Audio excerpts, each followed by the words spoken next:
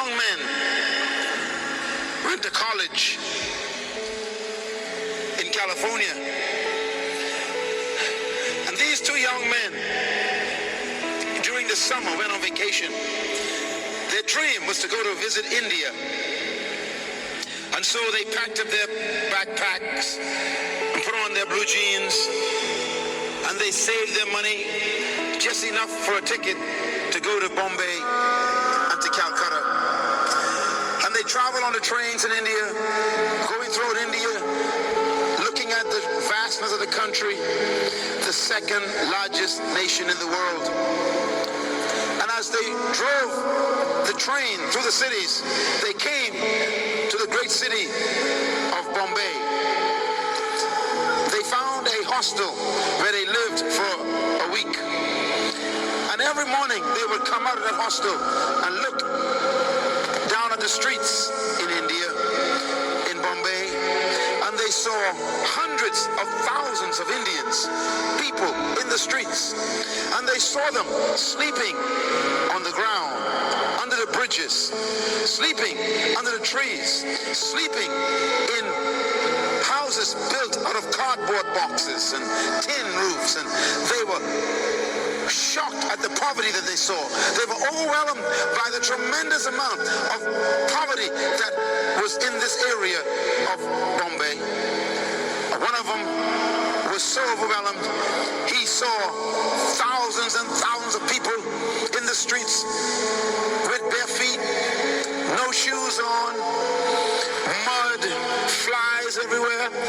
And he said to his friend, he said, "Tom, I have never seen so many poor people in one place." He said, "Look at these people. Look at the thousands of bare feet and dirt and mud on those feet." And Tom looked at the same people. He looked at their feet, and Tom said, "Wow, what a shoe business."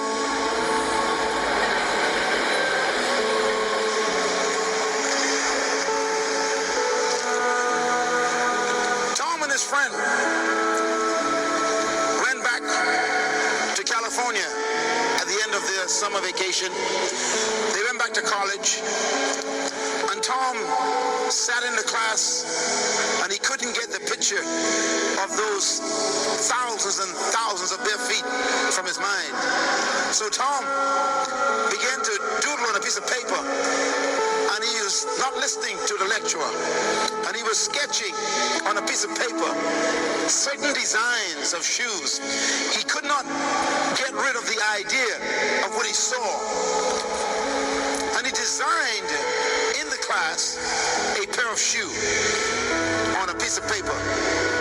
He took it home and he sketched the design again, and he designed a rubber plastic shoe, took it, got it patented, and then he took it to a manufacturer to develop a prototype, and they designed a plastic shoe, and the cost was 50 cents for the shoe. He then went to another manufacturer and said, "I have a prototype." Everybody say fruit. Tom developed a fruit. One pair of shoe, one design, one prototype.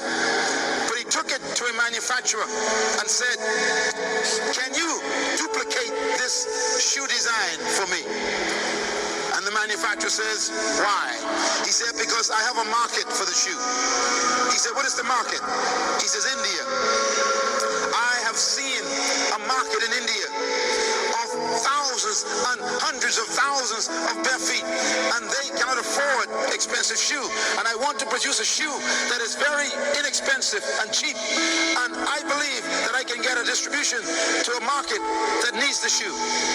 And the manufacturer bought his idea, and he developed a business plan and took it to a local banker, and a businessman saw it, and a businessman said, "This is a good idea." And they developed the shoe and produced the shoe, and they began to distribute the shoe to India. Within In 1 year, Tom dropped out of college because the work became so big, he didn't finish school. And Tom, in 1 year, sold $5 million worth of plastic shoe shipped to India. In 1 year, this young student became a multi-millionaire. The young man who went with him to India said, "Tom, why did you leave school?" Tom said, "Because I had an idea, and the idea worked. I now have my own company." And Tom hired his friend to work for him in his accounts department. Tom became a multi-millionaire, and now he has shoe stores all over the United States. I have bought shoes from Tom's shoe stores in the malls. His last name was McCann. We know his stores as Tom McCann's. He became a millionaire because he saw differently. Here is the moral of the story. One man saw a problem. Another man saw a business. Write this down, please. Every problem is a business. Every problem is a business. Every business is someone's solution to a problem. Every business is someone's solution to a problem.